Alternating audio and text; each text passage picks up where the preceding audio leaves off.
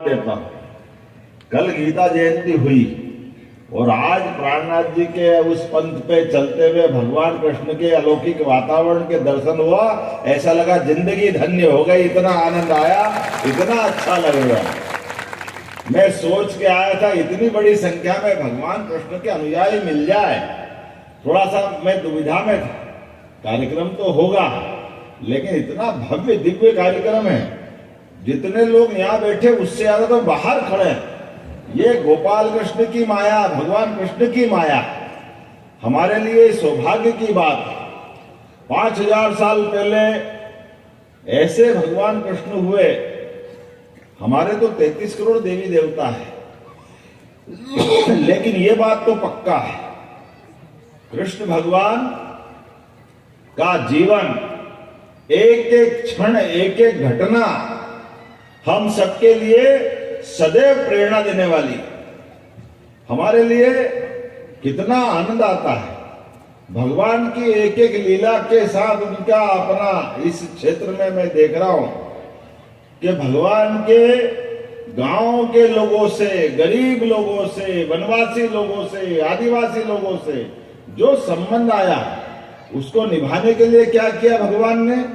भगवान ने चाहे बड़े से बड़े दरबार में गए, द्वारकाधीश हो गए, आनंद में हो गए, सोने का मुकुट, चांदी का मुकुट, चारों तरफ धन संपदा वैभव, लेकिन भगवान को मजा कायम आया मोर मुकुट धारण करने में। ये हमारे भगवान कृष्ण की, आप अपने परिवार के साथ जुड़ करके जो आनंद आता। मोर का पंख तो है, लेकिन मोर के पंख में समूचे समाज का स्वाभिमान जुड़ा हुआ है। जो आनंद आता है ये भगवान के जीवन में आकंठ डूबा हुआ है। किस बात की कमी भगवान कृष्ण को? एक एक करके उनकी लीला देखो।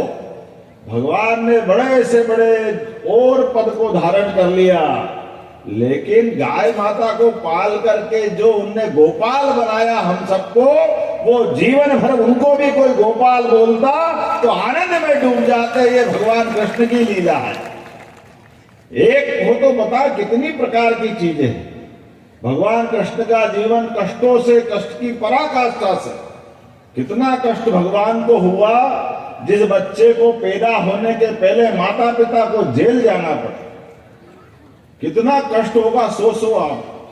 और एक नहीं, दो नहीं, तीन नहीं, 7 भाई बहनों को जेल में पैदा होने के पहले मार दिया जाता, पैदा होते ही मार दिया जाता। भगवान के माता पिता पे क्या बीत रही होगी। लेकिन सच्चाई का मार, अच्छाई का मार और जीवन में कुछ बड़ा करने का संकल्प हो, तब घर में गोपाल कृष्ण आते हैं। ये मामूली बात नहीं, उनने अपने जीवन से सिखाया।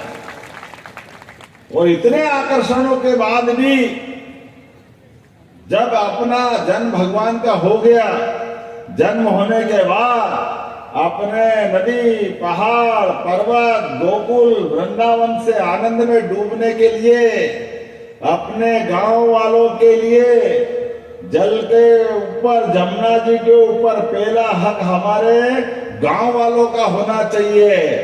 तो कालिया नाग को भी मार करके अकल ठिकाने लगाने का काम भगवान कृष्ण ने किया है। भगवान कष्टों के बीच भी कालिया नाग पे मुस्कुराते हुए नृत्य कर रहे हैं। इसीलिए तो कृष्ण है वो, जिसको कोई नहीं तृष्णा वो है कृष्णा। कोई तृष्णा व्यक्तिगत नहीं, जो कुछ है समाज के लिए। इसलिए कंस को मारने के बाद भी कंस की कुर्सी पे नहीं बैठे। शिक्षा की महत्ता है, ये हम सबको सबक है।